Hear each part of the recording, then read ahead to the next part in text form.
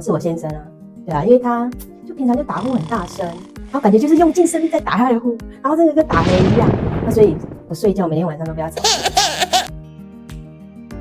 也是有跟他讲，就是说，看要不要去医院检查一下，要不然你打呼太大声了吧，这样子我真的比较难睡觉。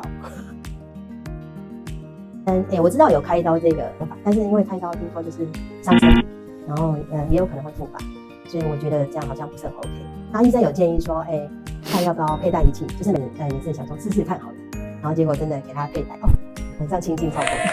只是因为这样戴过之后，他隔天早上精神真的差很多，因为以前他就是不时的想要睡觉，会嗜睡啦，就算前一天晚上睡得再久，他隔天精神还是不好，但是就是佩戴之后精神状况差很多。所以我就很希望说他可以一直佩戴下去，这样对他对我的未来都很好。庆生生计，您的健康睡眠专家。